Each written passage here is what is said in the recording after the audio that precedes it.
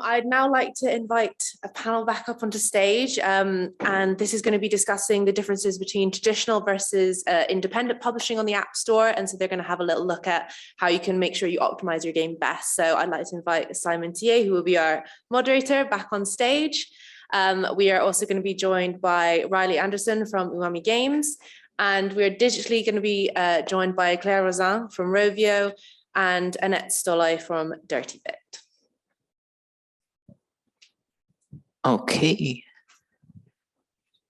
Yeah, please sit, of course. And do we have Claire and Annette online already? I think we might need a few minutes. Hi. So can you see us? Because right now we can't see you. So you're going to be the voice speaking to us. Yeah, wonderful. Yeah. I can see you and hear you. We have you as well now. So thanks for everyone joining, whether online or in the room.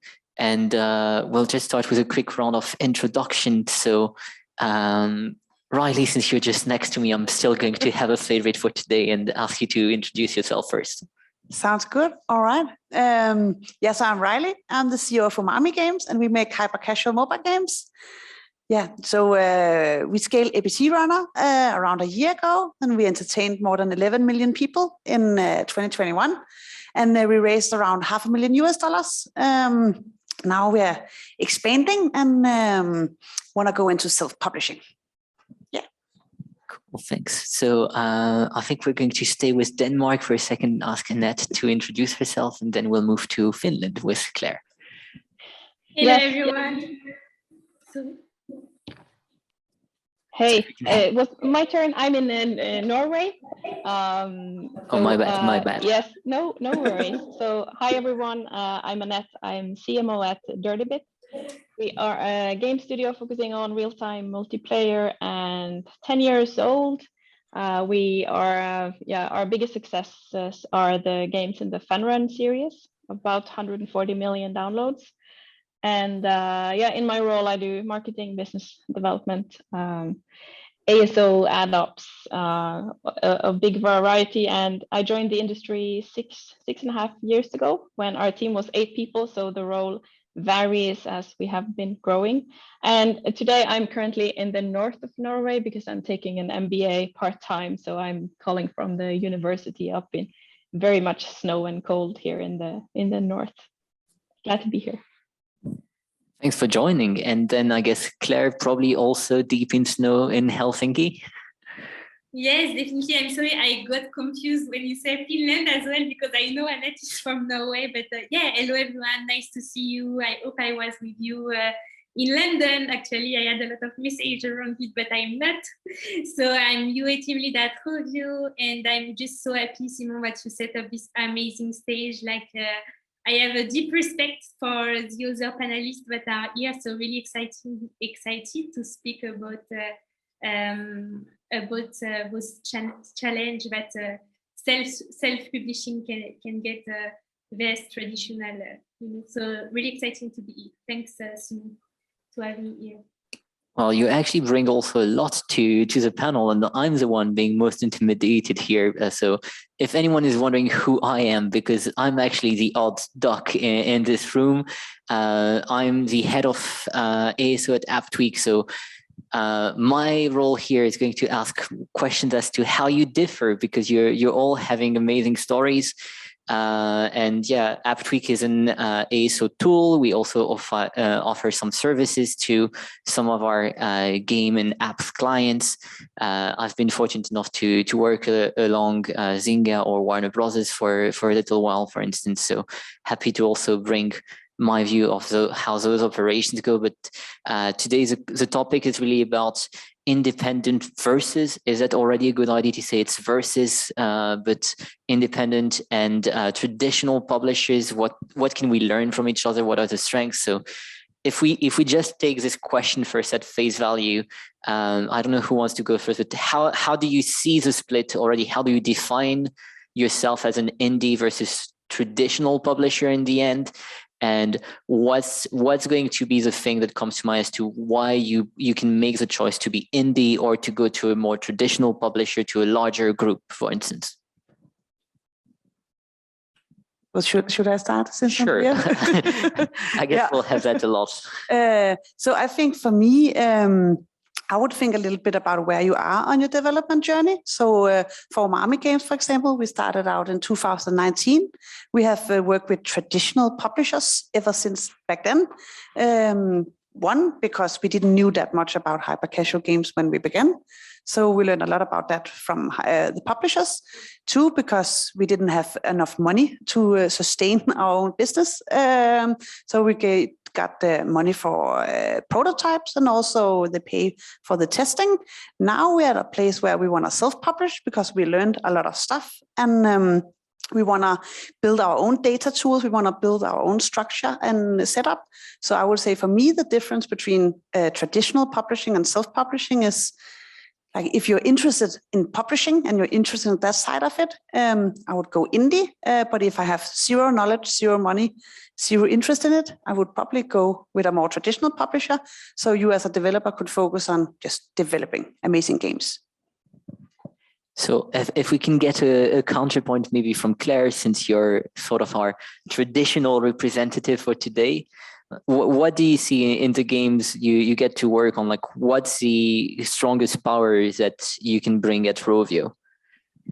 Yes, so I mean, I'm not going to disagree. Definitely not. I agree with what was shared. You know, like as a Rovio, we have a lot of games, and I think like we already had this conversation when we prepared this panel. I think like really like the team structure is one of the things that is going to be the most different one by another. I mean, I think it was highlighted there, like basically you learned a lot, so now you want to go your own way, right? Like I feel it's something that happens a lot. Us at Rovio, I feel like we had amazing talent that are learning a lot on a daily basis, and to build a great game, but great game on a long term. You know, like it's really this view with all the resources that we have, but not only in terms of data and money and so on, but also in terms of talents. We have amazing people there that are, you know, like the mastermind, I think, of the market, that are really unlocking some crazy stuff on a daily basis. So I think that's kind of where it is different.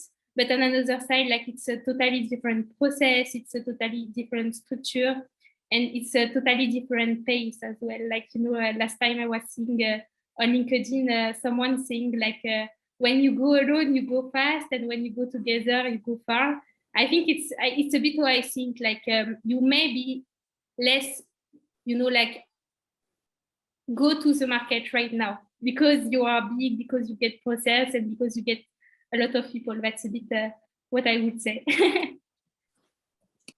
Thank you. And I guess, Annette, if you can also explain a bit what the star game of Dirtybit is, and especially how you got there, because I think the biggest difference we have between you and Claire and Riley is also that with Umami games and Rovio, paid UA is a big part of the process.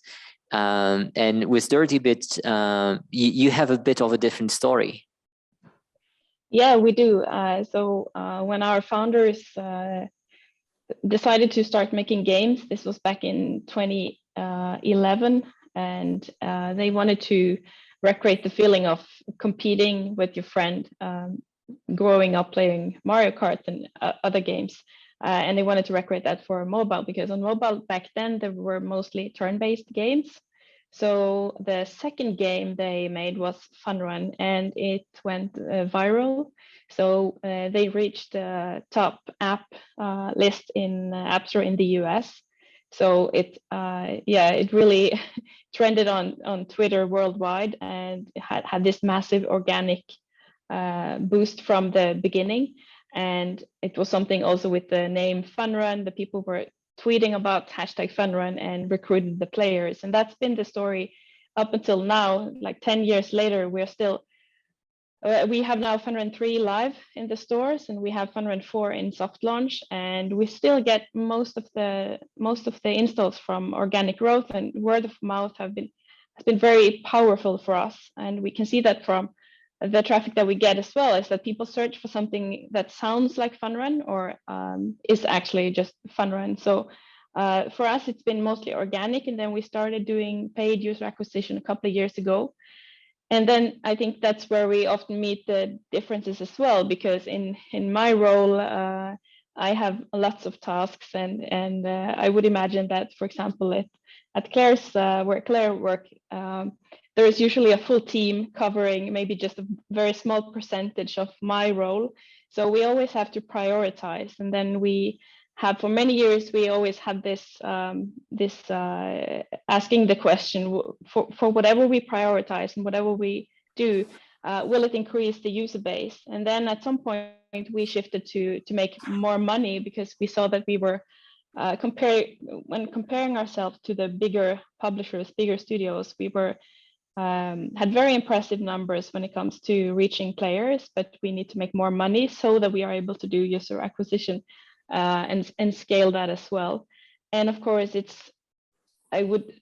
what we see is that building a big UA team might be more difficult on the west coast of Bergen than in, for example, in Helsinki, where there is a much larger industry and a lot more people who have that kind of knowledge.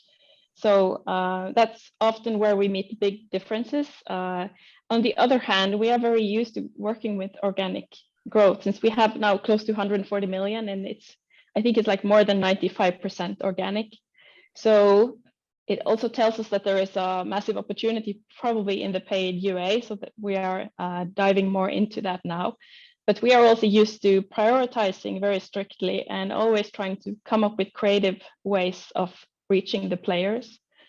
And the great thing is that even as Claire mentioned in the preparations for this, we already learned so much from each other, because the industry were interested in everybody to grow. So we had a session like the other day with Riley as well, and we sat there and took notes, and we learned so much from Riley only in one meeting. So yeah, there is no limitations, I guess, to what we can achieve, but sometimes we need to help each other.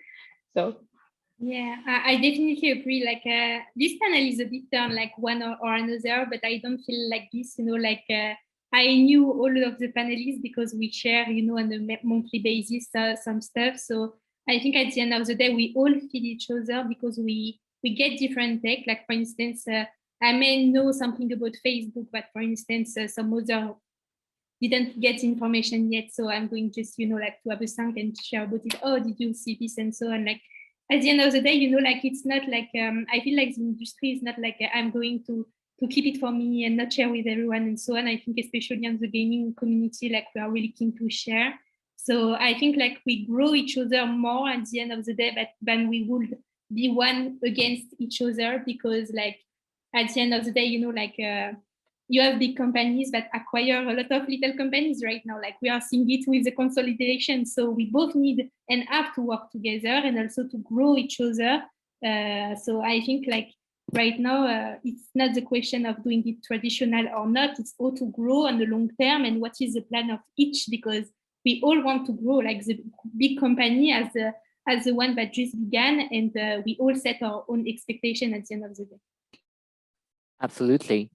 And one thing that I'm really interested in, because here you said the magic word, you did say growth, and the challenge I see is that when speaking to each of you and when we had our dry run, what was super interesting to me was how you got each to sort of both different position, but also a different mix in your marketing strategy. So do you think that is actually because of a choice of going to self-publishing or going to someone to help you with it?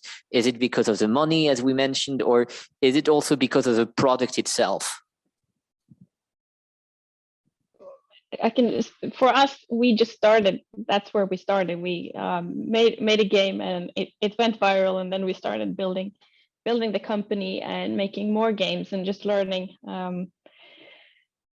from every single project. And we've seen that since we've had this massive organic success with our game, it's kind of, that's where we got our strength. And yes, we have been looking into other and continuously look into the other options as well. But we see that yeah, this is what we've been learning about, and we've been handling the social media, community management, focusing on that, working with App Store optimization, figuring out what is good enough, and where can we leverage the word of mouth, for example, for Fun Run.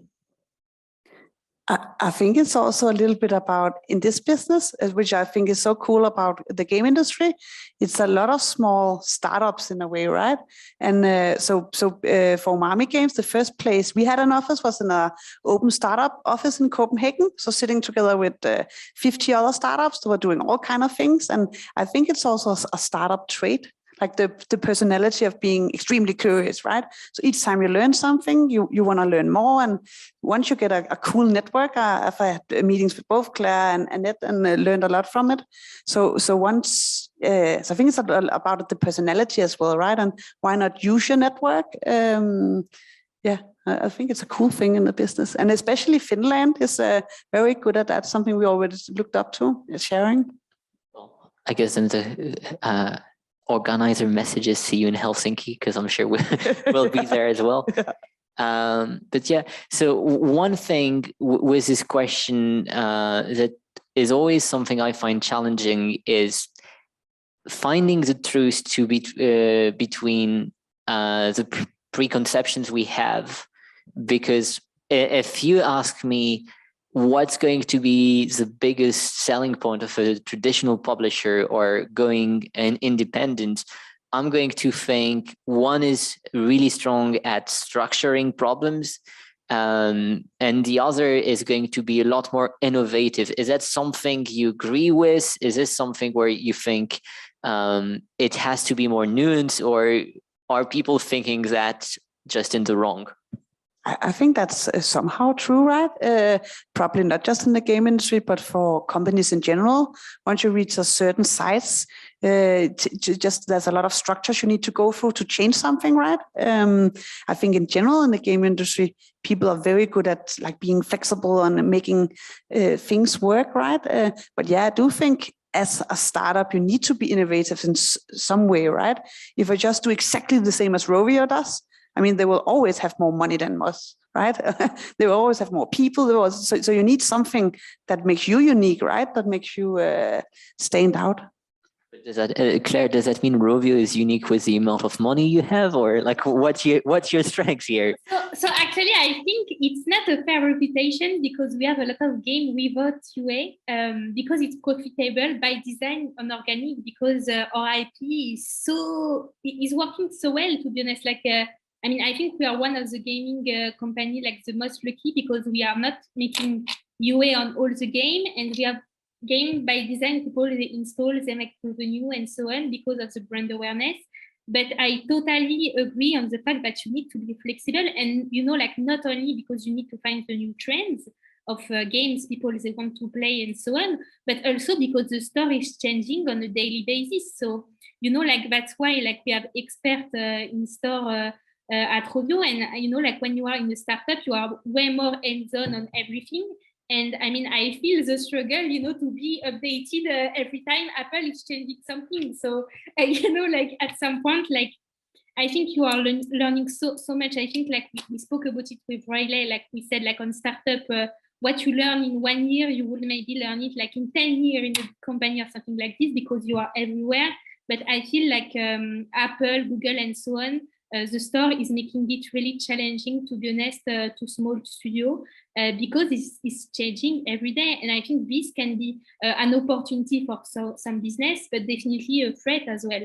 Like if you take Google Store, for instance, the new feature like prior you install, you can play on the game and so on. So it's something additional again, but maybe like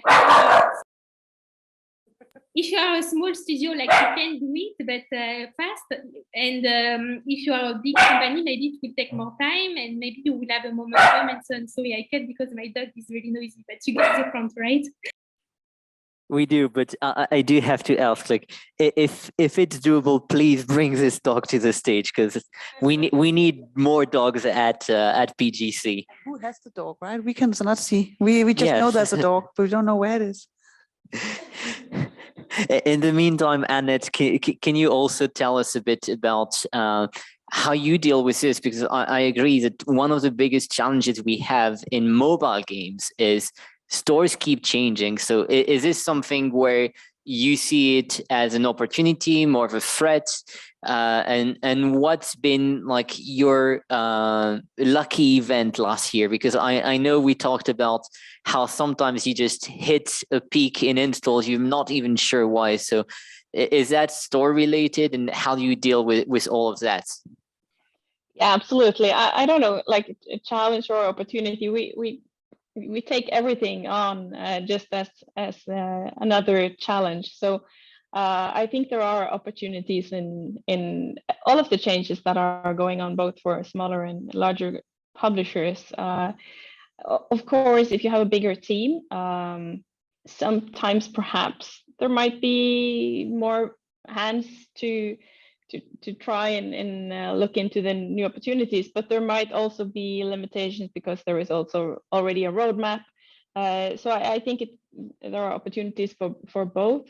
I think we've had several times where we've experienced trends or things that happen that we never planned for. It can be someone finding the game and making a YouTube video, and then suddenly we had an instance where we thought there was some problems on the server, but it was a YouTube channel who found and streamed our game. And other times we saw, for example, when Among Us, that was not last year but the year before, when Among Us really grew in the fall, we started seeing that it seemed like people who were looking for Among Us also found Funrun. And I think it's because it's at that time when with the lockdowns and everything, people were looking for that experience. So maybe some of them remembered playing Funrun with their friends a while back. So that was an unexpected wave that we kind of suddenly found ourselves in. So yeah, absolutely things happen. And now with all the changes in the stores as well, and I've seen more and more that for all the stores that it's more and more difficult to get connections there, and it seems like the bigger publishers are being prioritized. So you have to really just try and test it out. It might work, it might not work, but now with all these changes, with the, for example, App Store event cards, that's something that we are looking into, and I can see already that there are some of the games have tried. So yeah, we'll see. Maybe someone wants to share experiences as well, what worked and what didn't work. But we all have to try, because what worked, what might work for our game might not work for Riley's game. But at least then we know that we've tried. So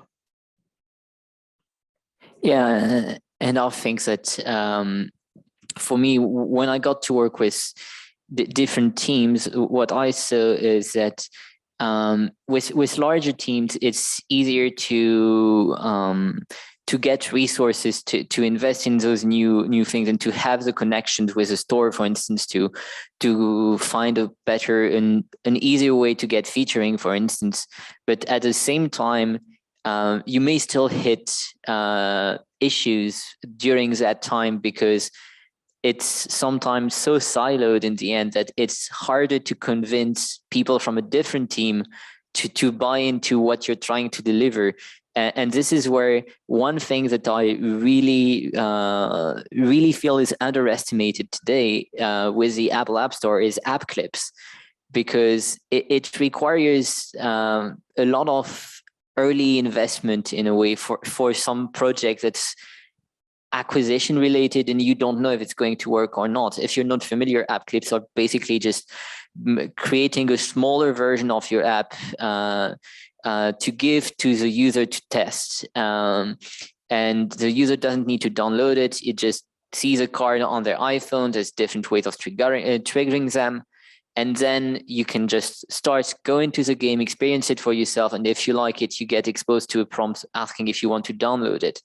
And this is a topic I'm really having a difficulty identifying. Is it harder to find resources with an indie developer, or with a large publisher to get, because the indie developer is going to tell you, we already have many things to do. And the larger developer is going to tell you, it's going to be months until I can get a developer to look at this. So Annette, you were raising your hand. I don't know if you have the experience with app clips, but I'm really curious to what you think. Not in general about the app clips, but that's just one example. So because if I bring this opportunity to the table, I will need a good business case, because we are a small team. We might have things lined up. So for me to get some resources that might impact the development on one of the other games, the new game, for example. So I would need a good case, and if we haven't tried it before, it's more difficult for me to bring numbers to my business case. So I could perhaps talk with Claire or Riley or someone else and say, what's your experience? Maybe I can use that, but it's still sort of an unsafe bet compared to, for example, releasing a new update or something that we know will have an impact financially, for example. So it's always very difficult to figure out as well, where would I put my, what is the strongest bet, and should I really push for this? Do I believe in it so much that it might be worth making a release delayed or something like that? So that's a challenge. Yeah, I would say that as well, right? So in a big company and a small company, you will kind of have the same structure. You have some sort of roadmap, some goals you want to achieve, right? And when something new happens, like both a small and a big company will have to figure out, is this important enough to me to prioritize to do it, right? Depending on probably profit or my goals or whatever, right? And I think in a smaller company, getting the roadmap changed for an outside, for a new thing happening now is probably a little easier because there's not so many lines of who decides the roadmap. Maybe it's actually the same person who makes the roadmap who decide, right? But I think for every team, it's like they will have to decide, right? If with the IDFA, like Rovio couldn't just say, unfortunately, we have a roadmap mapped out for the next 12 months, so we cannot touch IDFA until Q2 in 2023, right? Or something. So yeah. Yeah, I think totally like Rovio is a good example, because we really have a structure where we wanted to keep things lean. And I mean, if I compare, for instance, from my past experience, short past experience, I can tell you it's not the same thing at all. Like it's totally more lean. We have lean team with cross skills as well. So it's helping a lot to be up to date on how it works. Like for instance, you have a game manager that get a squad, and then you have several skills under them. And I think it helps us to have kind of this startup setup. But in some other companies, yeah, I definitely saw it. Like you have hundreds of people in one department, and then like you don't even know who gets the ownership on what. And it's getting really confusing as well to innovate. And I think that's the main thing, like when you can't innovate at the end, especially on gaming, like it's really complicated because you need to prioritize things. And I think Rovio, like on the ADFA, it's a really good example, because we have been leading the way on the conversion value and on how to map things by being SCAD compliant and so on. So I think this is going to be really important moving forward, the structure of your company, and it really is going to show like those that are going to stay on the landscape or not, because right now, like we see how things are changing. If you're not lean, basically it's impossible to get opportunities in gaming, unfortunately. So we are going to have to turn to questions from the audience in a second. Just while people maybe still prepare their questions, one last from me is regarding iOS 15, because this is one of the most sizable change that just happened, and we're actually not sure in the end how big of a change it is. But so how do you see the structure you're going to put around it, whether it's doing the in-app events and promoting them on the store, or building custom product pages, or simply even A/B testing? How are you attributing those to a specific owner in your respective companies? Because one thing that I find really challenging with these new things is that Apple is basically telling us it's all blurry now. Like if you're doing user acquisition, it doesn't matter that much whether it's organic or paid. And it's not just you're acquiring new user and expecting them to live their life happily in your games, but instead you're also going to have to know what's happening inside the game. So how are you putting those different tools inside your team? Who do you give the task to? I'm not totally, I mean, for us, we don't do that much organic yet, right? But at least on the UA data side, what we did is that we had different chats with people that work in could be Claire, right? Or someone, just to say it wasn't right, but someone who has a lot of experience in industry, maybe working for a free-to-play company, and then chatting about what is like the data structures of it.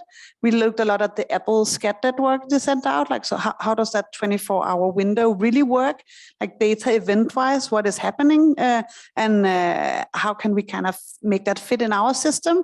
So it's just going to talk about the UA side, because that's what I know most about. But it's all about conversion values, right? If you really read up on it, it kind of says what's possible and not, and then figuring out like a funnel where you get some knowledge you can use for something within the SCAD network is the approach we would go for. Yeah, so in the end, kind of adapt. I don't know, Claire and Annette, because Claire, you're focusing on paid, so probably the ATT changes. Your biggest one, Annette, maybe also a bit of organic, but when you see changes like that happen, who do you talk to in the team? Do you also just start by just looking around the industry to know what's happening, what someone else is doing? Is it like trying to match whoever already said they were taking an approach, or are you trying to customize to your own company? Yes, so as I shared, so we are already lean team. So the thing is, I'm working with people also working on organic. That's I think one of the strength of Rovio. So we will have like a task force, for instance, with several crafts, and see like what we could test with it and how we can make it scale for us as a whole, as a team, and so on. Like like on marketing on our side, we have UA, organic, we have product marketing, we have UX research as well. So we kind of have several crafts, to be honest, and we all work together. For instance, if I take the example of influencer marketing, I'm for instance in this project with some people from product that are involved in this, from product marketing, of course, and also like from other crafts. So I think like more you have craft on the table at the end of the day when you are on a big company and you have people that are keen to collaborate and to exchange things together and not, like being too territorial, better it is. And I think it's where we are succeeding at Rovio. Like we really have a work group like this, and we tackle project together with several different crafts, and we just at the end of the day like adapt to those issues. So for instance, if we speak about iOS 15, like we have several people, we have several views, and we all test it together as we agree it will be the most beneficial for the business. Yeah, the way we are structured is that we have one team working on R&D, new projects, and then we have 2 game teams, Funrun 3 and Funrun 4, and then we have BizOps, so business operations, which I'm part of. So we would typically bring to the game teams and the product owner suggestions of what we can do, opportunities, for example, with the App Store event cards. When it comes to A/B testing in the store, that's typically something that I would just do and then keep the product owner in the loop.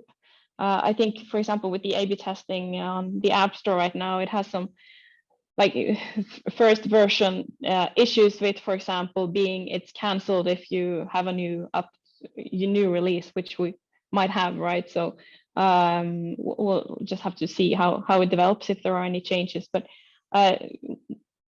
in our team, whatever I can do and experiment with without having an artist or without having developer resources, that's pretty simple. I just do it and report if it's a says or not. And as soon as I would need a developer or an artist, I would bring it as more like a bet or a suggestion that I would need to back up with some numbers or a potential, it could be an opportunity that we would check out. All right. We have about 4 minutes left, so it's more than time we turned it to questions from the audience. So I don't know if here in London we have a first question to get us started with Q&A, while we also have a look in the chat to see if people online want to ask questions, but we'll need someone to go first, so don't be shy, please. If not, I'll ask you all a question then from my side while everyone thinks up any questions they might have. I was just wondering, obviously, Anette, you mentioned there was a bit of a transition towards kind of doing more self-publishing and stuff like that. I wondered, do you think there's been a trend, for instance, since lockdown, that with a lot more indie devs that they've been doing more self-publishing, or do you think there's still kind of a lean towards traditional? So I think in general, there's a lean towards the more traditional. I think it's all about that before Corona, right? I could say for Umami, we just started out. We just made some of our first games. Now we're 2 years in, so we're way more experienced. So I think it's like the natural development of the ecosystem of people having have been in the industry for way longer. So now some are very comfortable being in traditional publishing. They can just focus on making games. That's also amazing, right? But some others, like Umami, they want more, right? So I think it's also the development of studios. Yeah. Have you found that at all with any of the work you've been doing, Simon, as well, that your clients are kind of a lot more indies? I think with our clients, the question is always what's happening around the store in the end. We get a good split between rather indies who also look to us because of the experience we can accumulate with a lot of different clients, and at the same time traditional publishers who just come to us and seek to have people to help teach to more teams that they're still building. I think also is a big trend we're seeing in the beginning of this year with a lot of mergers and acquisitions that are happening. We still see the market is always in this phase of some parts consolidating, others just trying to push for new things, and it's a cycle that never really ends. Yeah, brilliant. And just because we've got a couple of minutes left, if there's no questions from the audience, I'd love to just kind of have a roundup of if each of you had one piece of advice for a developer looking to go onto the App Store. If you had one thing you wanted to say to them, what would it be? I know it's a big question.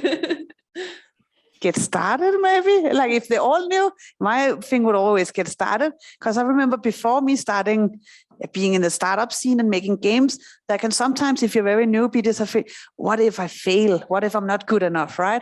And you will most definitely not be good enough the first time, and you will definitely fail the first time. So I'm doing it with my nephew. We make these green screen videos. He's only 8, trying to explain him, you need to do at least 10 YouTube videos before getting just a little good, right? So yeah, get started.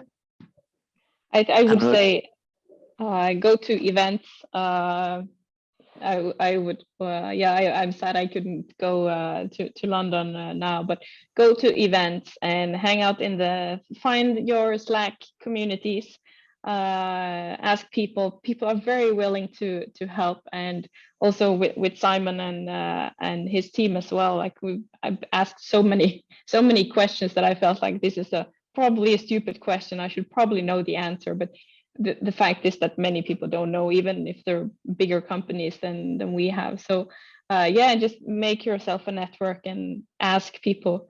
I find that people are very willing to share advice and help out.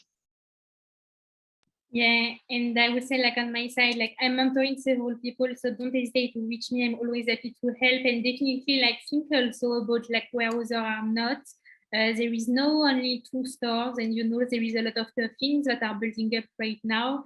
I'm thinking also about Web3 and blockchain, like Facebook, they have their own store now, and no one is there, and you have this puzzle category, puzzle and so on. So think like about where people are not, and find your opportunity, and you test, you lose, and then one time you find something that is going to perform. So definitely keep it up, and just like find your people as well to give you some tricks, and yeah, good luck. I guess if I get to wrap up, I'll say just never forget to piece it all back together. All three had perfect answers, and even when we're thinking just in what I'm most familiar with, which is going to be organic and some paid fire things, it's just remember at the end you're here to share games that excite you and that you're very proud of. So bring that back to the user and always try to make sure everyone goes in the same direction. Brilliant. Thank you very much to our panel.